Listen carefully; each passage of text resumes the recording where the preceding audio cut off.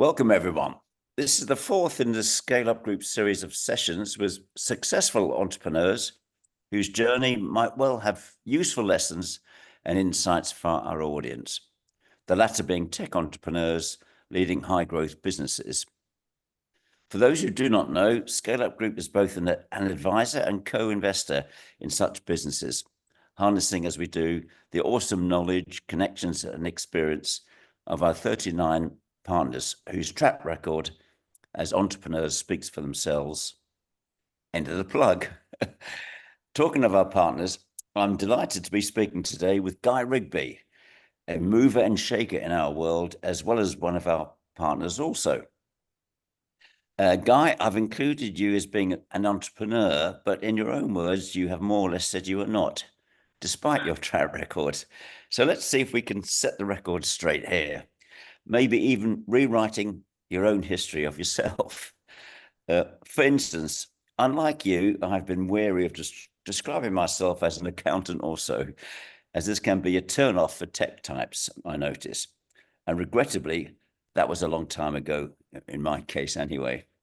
But you seem to have no such qualms, I believe, Guy. So having only recently reread your story, my first question is, are you an accountant pretending to be an entrepreneur, or an entrepreneur pretending to be an accountant? Aha, well, that's an interesting one, John. I have to say I've always been a bit of a rebel. In my youth, I played in a band and ran a mobile discotheque. I didn't go to university because I fell off the rails at school and didn't get the right qualifications, actually didn't want to. And actually, you know, at that time of my life, I lost my way and had no purpose and was pretty miserable for a while.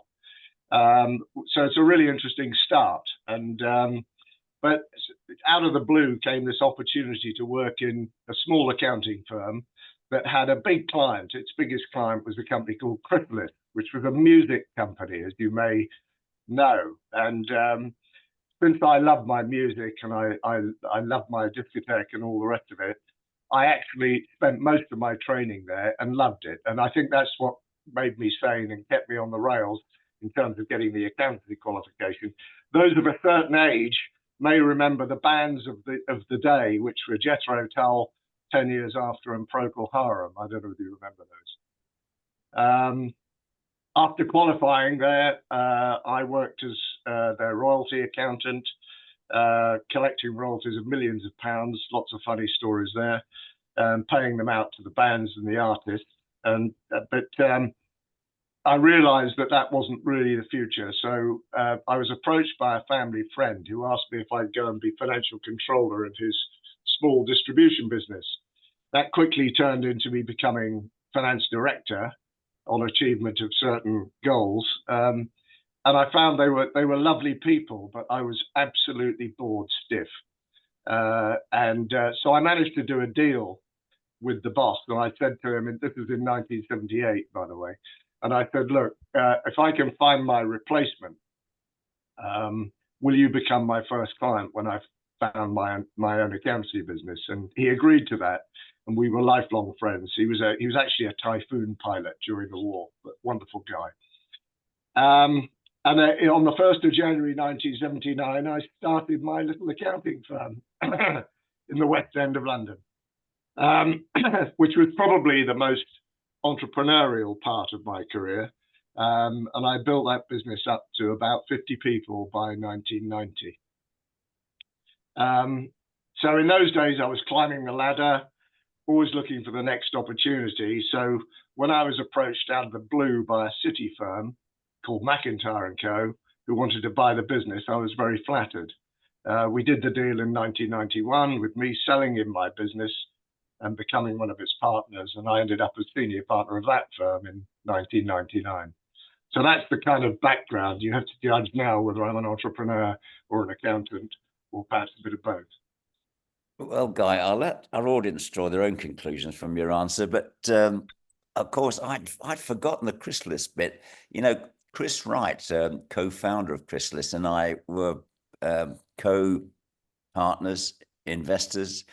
he chairman, and I became chairman of London Wasps Rugby Club. So I shared many a moment of joy and angst with Chris over the years. So he must have been an interesting fellow to Yes, work I mean, for. did you know how Chrysalis got its name? Yeah, it was Chris and his partner, wasn't it? Yeah, his part, Chris and Terry Ellis. So Chris Ellis. Jerry Ellis. Yeah, yeah. So I'm still in touch with Chris Wright, and anyway, we won't go into the rugby and wasps because that's another story entirely. So it seems to me you've applied your accountancy skills to underpin your entrepreneurial instincts. So Yeah. let's call you, at least give you half a tick as an entrepreneur, although I think that's a bit mean on my part. So next question. What achievements are you most proud of in your career? Well, obviously, that moment of building that business and selling it was a huge achievement for me at the time. I then, following that, I was a partner in McIntyre and Co, and I built its international network from nothing into the 16th largest international network of professional services providers in the world. And that was at the same time as being the biggest fee earner in McIntyre and Co. So I was traveling the world and doing my client work in between times. So that was quite an achievement. I suppose I then sort of had a few wilderness years where I did things that probably aren't that interesting for the purposes of this call. But in 2008, when the business I was working for at the time was sold, I managed to get an introduction to Smith and Williamson, now Evelyn Partners, of course. And they took a chance on my vision to build an entrepreneurs division and took me on as a partner, allowing me a completely free rein. And I had a few very, very happy years after that. I wrote my book for entrepreneurs, which is called From Vision to Exit, managed to get critical acclaim, 12,000 copies sold, which I understand wasn't bad at the time. And as a team, we were very successful. We took on, I think, over 600 clients in 10 years for the firm, putting it properly on the map as an alternative to one or two of the other larger firms that specialized in working with entrepreneurs. And having retired from Smith & Williamson in 2022, I understand that division is flourishing. In fact, I think it's one of their leading lights in terms of the growth of the firm. And I suppose finally, I'm quite proud of raising a shed load of money for charity a few years ago, but we'll come on to that perhaps a bit later. Very impressive, Guy. Very impressive. Well, you know what the next question is, which is what do you regret career-wise along the way? Well, it's been to do with doing deals, actually. It's interesting. Believe it or not, my probably biggest regret looking back is selling that original accountancy business back in 1991. Yeah. We were absolutely flying. We had a really modern approach. We were taking on clients at a rate of knots. But it's really easy to look back on it in hindsight. We were in a recession. I had a growing family, big mortgage, school fees, interest rates went from 8 to 18%. So virtually my entirety of my draw from my own firm was spent on paying the mortgage. I had a £1 million overdraft in my business with the bank. You could do that in those days, secured against our work in progress and our debtors. And I was the sole proprietor, so I felt a little bit exposed. So obviously the financial issues were solved by the sale, but I became a partner rather than being my own boss, which was never quite the same. Yeah, no, it never is. But as you say, it's easy to look back and say, I wish, but because one doesn't know, which sliding door leads to which outcome.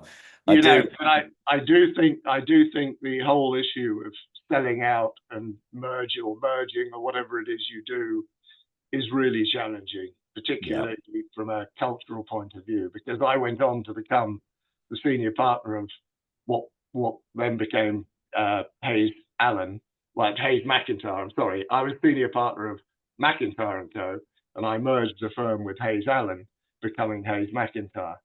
and the cultural shock of that merger nearly killed me. Yeah, yeah.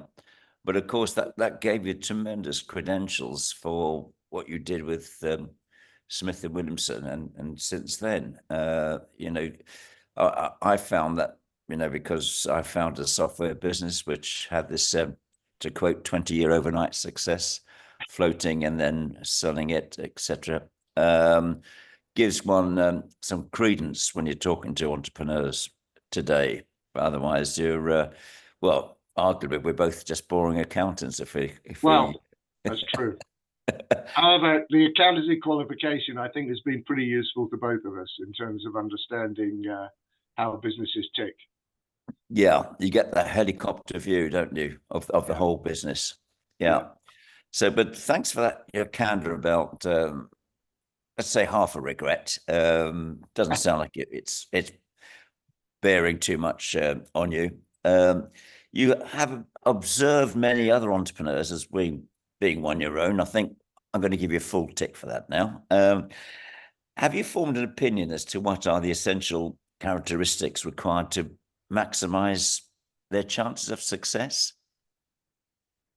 Yeah, I mean, it's variable, obviously, but I love to think about the complete entrepreneur. My motto, by the way, is if it isn't broken, break it, which might seem a bit negative to some people. But what it means to me that we should never accept the status quo, and I think that's what entrepreneurs do. There's always going to be a better way. Let me just come up on my screen, get rid of that. There's always going to be a better way. We just have to find it. So restlessness and searching for continuous improvement really are the key issues. But the essential traits, I think, of an entrepreneur, they've got to have a very clear vision. They've got to know where they're going, and they've got to understand that it's realistic, and that it's a possibility. They've got to be ambitious, enthusiastic, passionate, determined, courageous. To be honest, I think is a big thing. But overall, a lot of entrepreneurs have very unrealistic visions, I think, which is where they fall down. And I think many give away much responsibility to others in the early stages of the business. So they lose sight of certain issues in the business, often finance, because of course they are striving to move forward, selling the company's product or service or whatever it is. They're totally focused on growth, and they forget about what's around them, and they get too far ahead, and that often ends up in, with a lot of financial difficulties or even bankruptcy, I'm afraid. Yeah, that's a toughie, isn't it? That balancing realism and ambition is a real hard one. With ScaleUp Group, we only take on ambitious clients by definition, but usually I'm the one who dampens their forecasts, and sometimes I think, well, am I doing this unreasonably? Should I just let them rip a little bit and then let funds do it for them instead? But it's a tricky one, because if it's too ambitious, don't you think there's a loss of credibility? Completely, and I think, John, you've been proven to be correct on numerous occasions.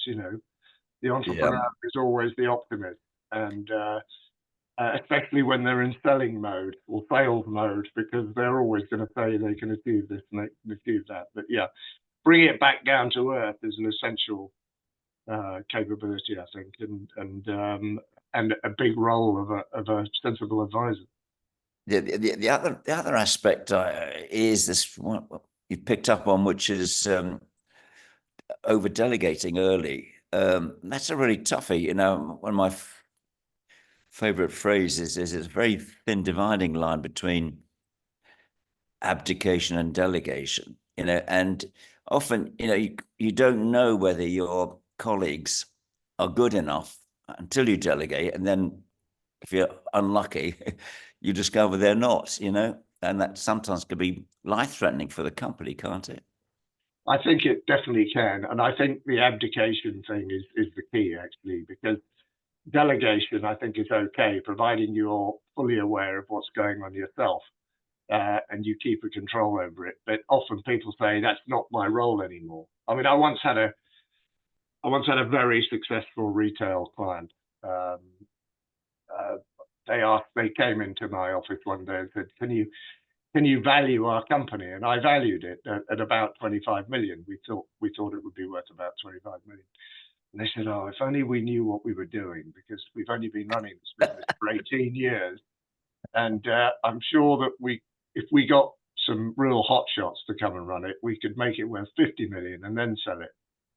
And they went out and they got a couple of executives from a very large company to come in, and they literally threw the keys at them, and they walked away. And these people turned this business from making a 3 million profit to making a 6 million loss over the space of a year or perhaps 2 years, and nearly bankrupted them until the original team came back in and took control and got the business going again. But in the end, they sold it for a few million, not 25 or 50.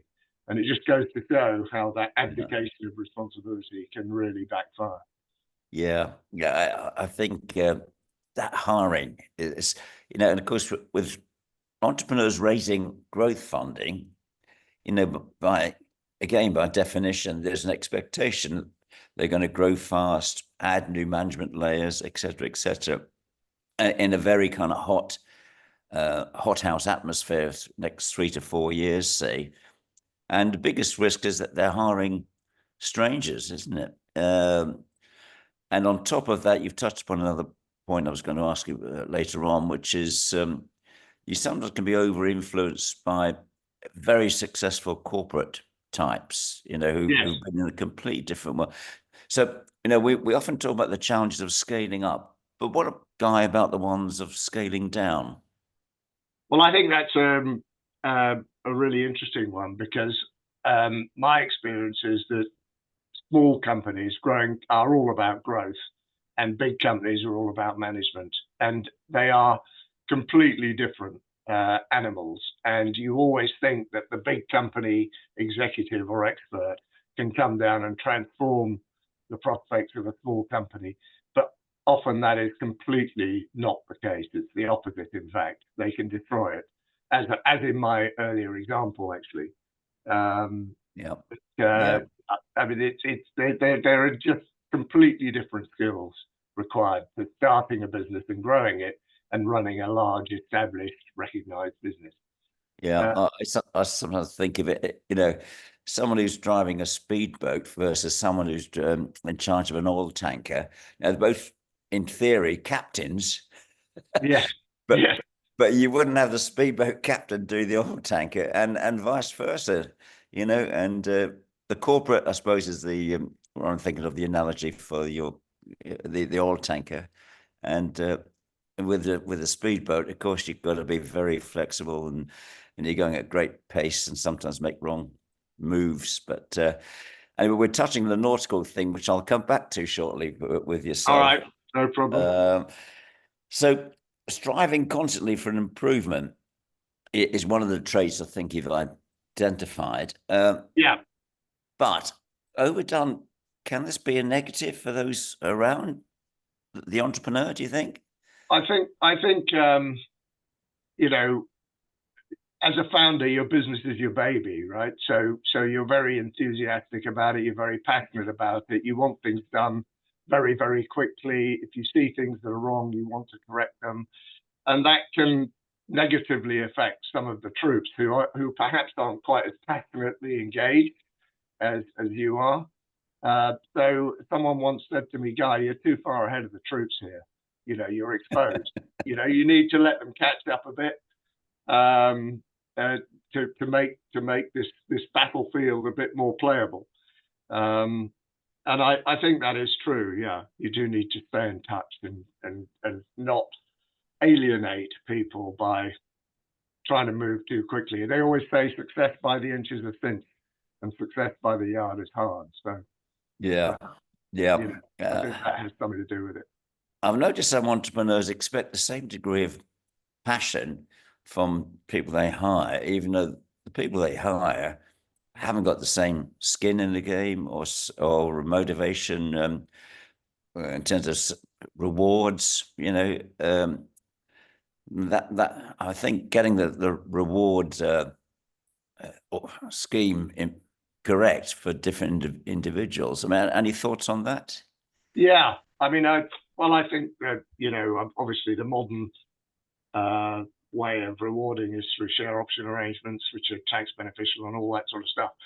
And I fully agree with that, but it's still not the same as having, having been a founder and owning the majority of the business. You just can never, No. It's a job for other people who come and join. It's a job because they can never have that vision and passion that the owner started with. So there is a little bit of a reconciliation to be done between the two levels.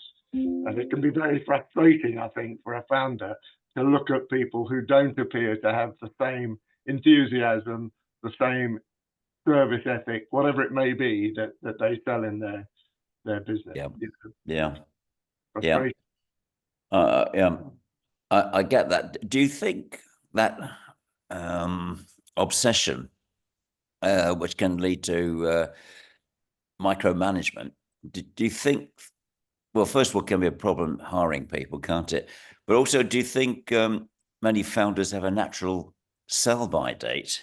In other words, once the venture's got off the ground and it's more predictable than it had been, hopefully growing fast, maybe even making a profit. Is there a danger that the excitement will be lost to the founder as, the management, the point you made earlier on, management of processes and operations becomes more and more of a focus?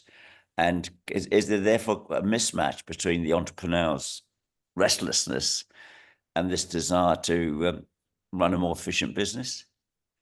I've seen it happen many, many times, and I think I am. I think I have a natural sell-by date because the excitement is in building something. The excitement is in growing something from scratch, having the ideas, having the enthusiasm. When you're enthusiastic and passionate, you get lots of ideas, and you almost don't know which ones to pick. But there comes a moment in time when all of that just seems a bit dull and boring now. We've done all this, we've established it. We're now in this kind of status quo, staying as we are kind of situation. And I mean, I call it, in my case, it's what I call a 10-year itch, not of the marital kind, I hasten to add, but every 10 years or so, it seems to me in my life, I've had to make a change because I've lost that ability to be passionate about what I'm doing. I've just had enough of it and I'm bored, bogged down. And when I lose that passion, I become ineffective and I don't want to be there anymore. I want to go and do something else. Yeah, that's very honest. I mean, I suspect I'm just saying if I had colleagues, they would say, I managed to grow the business through small, I guess you call them pods now, subsidiaries around the world. So each one in its own way was a little bit of a startup. So I got more interested in the startup in, let's say, Hong Kong than I did in running the efficient, bigger business in the UK, and I felt there were people better able, frankly, much more interested in running the efficient business in the UK than I really was. Yeah. So it's trying to keep one's relevance, as an entrepreneur, because one suddenly the company loses something, that innate passion, if the entrepreneur founder goes, I think, too early, don't you? Well, I think yes. I think if he goes too early, but I think there also comes a point when it can be beneficial to swap the entrepreneur out. Especially as the business grows. We were talking about the difference between large and small businesses. Yeah. By definition, an entrepreneur starts what is probably a small business, and helps it grow and gets the sales running and all the rest of it. But that needs to be professionalized at some point. Yeah. And there are obviously entrepreneurs who go the whole way, but I think they're quite rare, really. Even in my own family, I've experienced one who started a very successful business and then decided that, you know, running a business with 800 people wasn't a good idea. Didn't want to do that. But nevertheless, they got it to 800 people before making that decision, you know. Yes, go. Yeah, I got to 500 and a publicly listed company in the main market. But I think that's back to the accountancy thing there. I found I was very comfortable with the city and investors, and I could then, you know, be a numbers person more and more. But it's not easy. I entirely agree with you on that. You are an example of someone who did go the whole way, have you? Yeah, Really? yeah. I think in our world of ScaleUp Group, I guess the big difference will be if, you know, once someone's got venture funding, you know, hopefully through our help to get the best deal. That's again a good growth phase. You've got people around you who are all about growth, you know, blah blah blah. I think once you get into that PE phase, when then you're sweating the assets, you're looking at every cost and efficiencies. I think that's my thoughts are the time at which the founder entrepreneur was going to find it really difficult. Yeah. Yeah, I mean, some founders take an operational role other than, you know, running the business, don't they? So they might sort of, you know, they're still a founder, but they might not be CEO anymore. They might go and take a line management role or something, which is also acceptable, I think. Yeah. So talking of that sort of challenge, which I think is a real one for many of us, and yourself and myself included. Earlier on, we touched upon a nautical theme, and so changing tack as he stretching this nautical theme a bit more. As chairman of ScaleUp Group at our annual Christmas do, I was delighted to present you with what has since become known as the Nutcase of the Year award. That was a couple of years ago. For the benefit of our audience, can you elaborate on what you achieved and why? Also, does this reveal the nature of an entrepreneur, do you think? So 3 questions in one there, 3 questions in one. Okay. Well, the background to this is that, so my 10-year itch, I suppose. I mean, in 2008, I joined Smith & Williamson. I started its entrepreneurs division, built it up, enjoyed it, did very well. By 2018, 19, I'd kind of had enough. My 10-year itch had kicked in. I don't know, I always had this vision of a great friend of mine who since passed away, who went out fishing for crabs and lobsters in Salcombe and Devon and doing something real. And I thought, well, all I've done in my life is push paper around a desk and be on the phone to people and send faxes and, you know, emails and all that sort of stuff. And I thought, well, I really want to do something real and I really want to give something back. And so that turned into a bit of a challenge. My thinking was, you know, could I climb Mount Everest? No, couldn't do that. Could I run 40 marathons back to get back like one of our fellow ScaleUp Group members? Certainly couldn't do that. But then I have sort of mucked about in boats. And so the idea, I was actually in Antigua in 2018, and I saw a little rowing boat coming in. And I said, well, where's that come from? They said, well, it's come from the Canaries. And I said, bloody hell, couldn't believe it. Anyway, the idea was sown. And in 2019, I decided I was going to do what was then called the Talisker Whisky Atlantic Challenge, which is taking a rowing boat across the Atlantic from the Canaries to Antigua.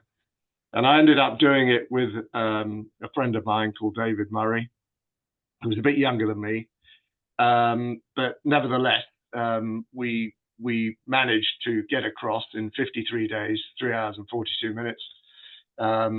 And we got the world record for being the oldest pair ever to row any ocean. And we also raised just over 750,000 for charity in the process. So that was one of my biggest life achievements. I have to say, I still look upon it now with some regret that it's over, because it was a really unbelievable time. And it was like you talked about entrepreneurial issues. And we called the boat the Entrepreneurship because we were raising money for an entrepreneurs charity called Unlimited, that finds funds and supports social entrepreneurs who are doing great things in local communities. And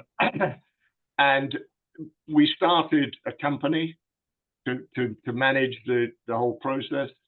So the Entrepreneurship Limited, you can look on Company's House, it's there, or it was, now being struck off. And we use that to raise all our sponsorship and pay for all our costs and do all that sort of thing. And it was really starting a business from scratch. We had to, because neither of us had any idea about taking a rowing boat across the Atlantic. So we had to learn everything. We had to buy a boat. We had to kit it out. We had to learn how to use it. We had to get our RYA qualifications. We had to do the training, the physical stuff, all that sort of stuff. So it was just a wonderful journey, to be honest. And I really worked at it hard for, a year and a half or more, trying to raise all this money. And it was great fun.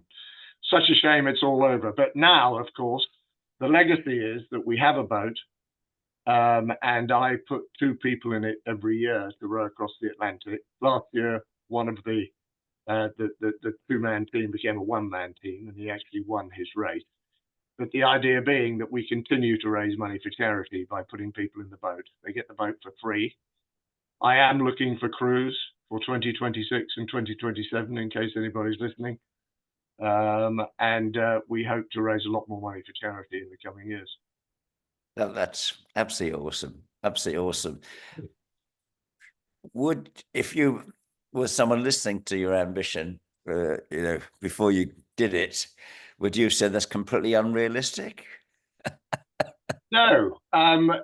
Well, I mean, I think you've got to be a certain type, and I think it's more about your mental characteristics than anything else. You've got to be strong mentally. The physical bit is easy. You're not like on a rowing machine doing 25 strokes a minute and sweating, killing yourself.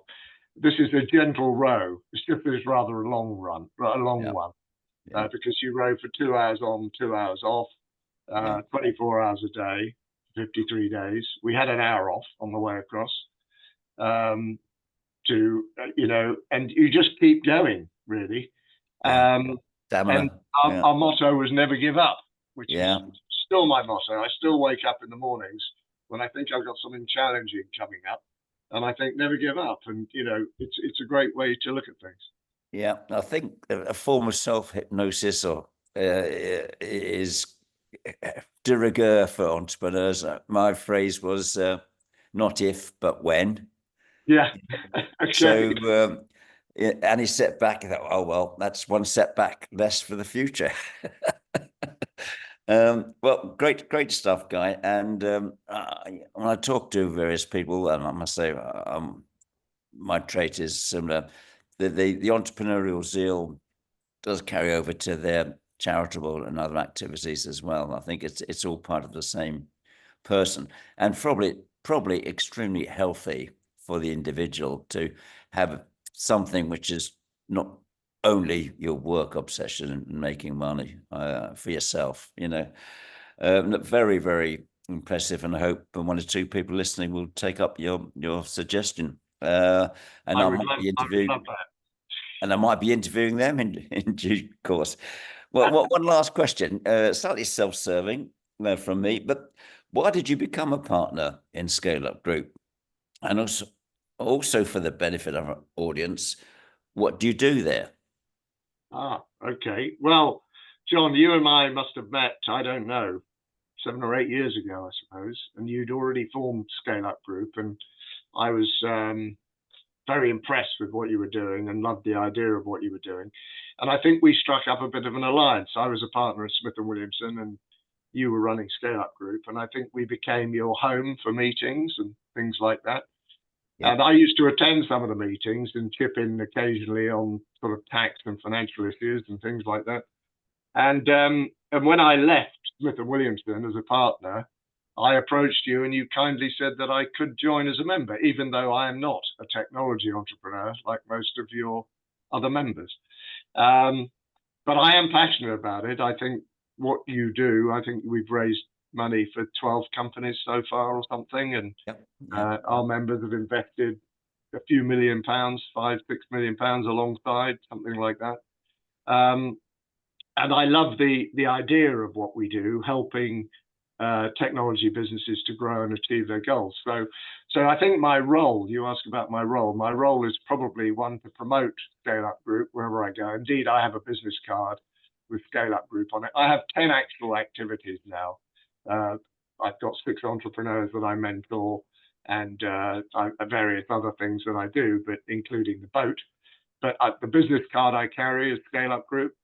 And whenever I'm out and about, I'm looking for B2B SaaS businesses that we can help to support. I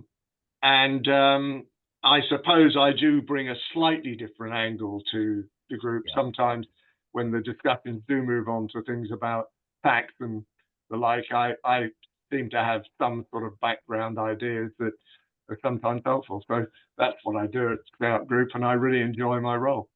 Yeah, well, thank you, Guy. And we really enjoy and value your contribution. And the fact that you can bridge the gap between entrepreneurs and also what for many of them think is boring, but actually is essential aspects of finance and tax is really great. Gives us a rounded capability for our clients. So I'm absolutely delighted you're a member of the team, and I think long may that continue. So, Guy, thank you so much for sharing with us your reflections and insights. I'm sure entrepreneurs out there will have taken away some of these nuggets of wisdom, and maybe that one day they'll be rowing the Atlantic as well. So, maybe. Yeah. Thanks once again, Guy. Brilliant. Thanks, John. Take care.